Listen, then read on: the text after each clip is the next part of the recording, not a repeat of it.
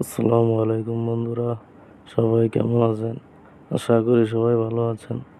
আমি আপনাদের সাথে আজকে একটা প্লাজো শেয়ার করতে যাচ্ছি। প্রথমে যেটা আমরা করে নেব, 4 ভাঁজে ভাঁজ করে নেব। তারপর এলাস্টিকের জন্য 2 ইঞ্চি রেখে আমরা মার করে নেব।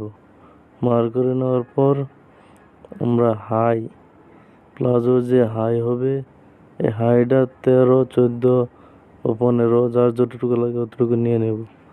তারপর নিচের গিয়ারটা নিয়ে তারপর আমরা কোমরের গিয়ারটা নেব। কোমরের গিয়ারটা নেওয়ার পর মার করে নেব।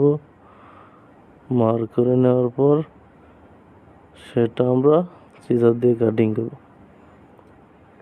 প্লাজো কাটিং এই পর্যন্তই, সোজা, একদম সোজা, শেষ। প্লাজো কাটিং শেষ। পর আমরা এটাকে সেলাই করব মেশিনে।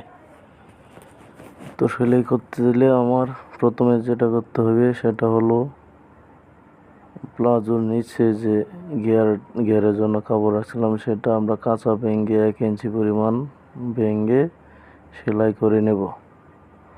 সেলাই করে নেওয়ার পর তারপর আমরা প্লাজোর 2টা পার্ট সাইডে একসাথে জয়েন করব।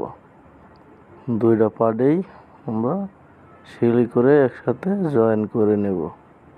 তারপর সেটাকে ডবল সেলাই দিতে হবে যাতে সেলাইটা মজবুত হয়। সাইডে সেলাই করে নেওয়ার পর আমরা প্লাজোর নিচের পার্টগুলো 2টা একসাথে জয়েন করে নেব। পুরাটাই আমরা এখন 2টা পার্ট একসাথে জয়েন করতেছি মেশিনের দ্বারা। দেখতে থাকেন আপনারা। 2টা পার্ট একসাথে জয়েন করে নেওয়ার পর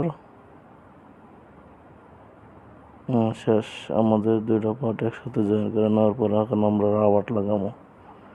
রাবার লাগানোর পরেই প্লাজো সেলাই শেষ।